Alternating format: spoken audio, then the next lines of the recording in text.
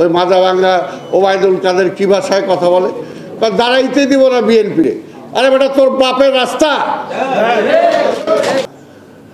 এক বাক্যে বলে দিবে শেখ হাসিনা। সব মিথ্যা, ওই একমাত্র সেই হাসা কথা কয়, আর কেউ হাসা কথা কয় না, তার দলে হাসা কথা কয়। যে আমরা যাতে ভবিষ্যতে, আজকে জনগণ বলতেছে, আমরাও চাই, আমরাও বলি যে বিএনপি ক্ষমতায় আসবে। ভাই, ক্ষমতায় আসা দরকার নাই, রাষ্ট্র পরিচালনায় আসা দরকার। ওই যে ক্ষমতা বললেই ক্ষমতার প্রয়োগের বিষয়টা চলে আসে, এবং তখনই কিন্তু আজকের অবস্থা হয়। দেখেন না শেখ হাসিনা কী ভাষায় কথা বলে, ওই মাজা ভাঙ্গা ওবায়দুল কাদের কি ভাষায় কথা বলে, দাঁড়াইতে দিব না বিএনপিরে। আরে বেটা, তোর বাপের রাস্তা দাঁড়াইতে দিব না। হাউ কাম বলে আবার তারা নাকি গণতান্ত্রিক। আবার অনেকে এখনো বলেন যে হাসিনার অধীনে নির্বাচনে যাইতে হবে, যে হাসিনা মির্জা ফখরুলের মাথায় আজকে ঢাইলা দিয়ে তারা মারতে চায়, ইউরেনিয়াম ঢাইলা মারতে চায়, প্রকাশ্যে বলছে, তাই না? আজকে বলছে যে শাপলা চত্বর বানাই দিবে। ওবায়দুল কাদের মামলা দুইটা তো রেডি হয়েই গেছে, তাই না?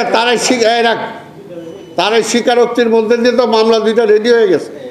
এই কারণে বললাম যে আজকে এমন একটা অবস্থায় সব কিছু বাদ দিয়ে, ভাই আজকে সমস্যাটা রাষ্ট্রের, সমস্যাটা বিএনপির না, সমস্যাটা খালেদা জিয়ার না, সমস্যাটা তারেক রহমান মির্জা ফখরুলের না, আজকে সমস্যাটা রাষ্ট্রের।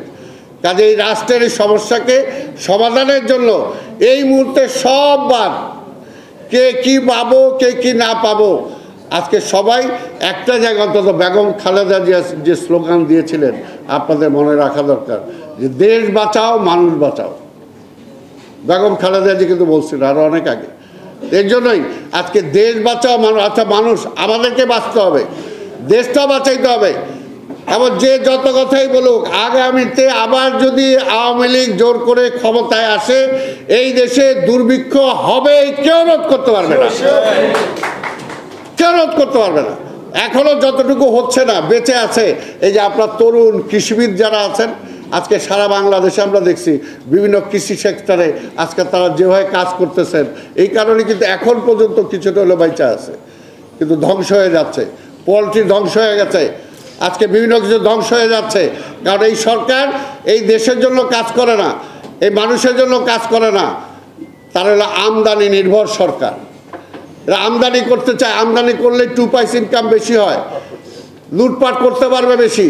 এর জন্যই আজকের এই আমদানি নির্ভর বলেই তো ওই যে ইন্ডিয়াতে যায় বলেন পররাষ্ট্রমন্ত্রী, আবার যেমনি হোক শেখ হাসিনারে ক্ষমতায় রাখতে হবে, এটাও আমদানি।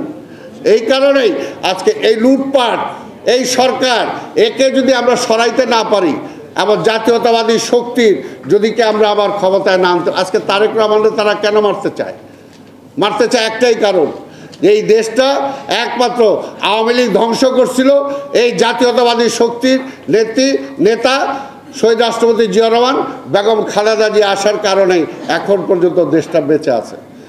তো কাজে আবার তারেক রহমান যদি আসে, আবার দেশটা জাগবে, এই কারণে তারা মারতে চায়।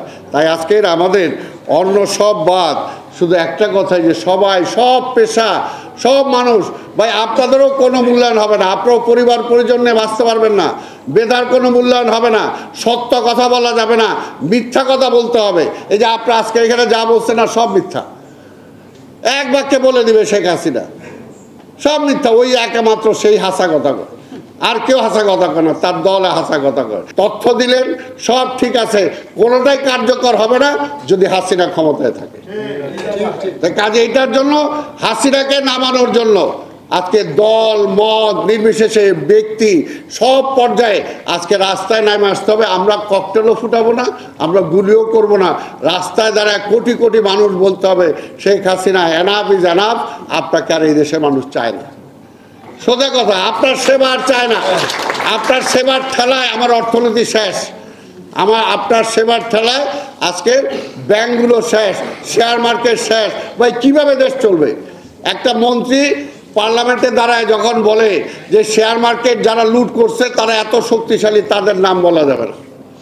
একটা মন্ত্রী যখন সে পার্লামেন্টে দাঁড়ায় বলে যে আজকে সিন্ডিকেট করে যারা আজকে মূল্য নিয়ন্ত্রণ করতেছে, এই সিন্ডিকেট ভাঙা যাবে না, তার মানে তারা এই সিন্ডিকেটের সাথে জড়িত।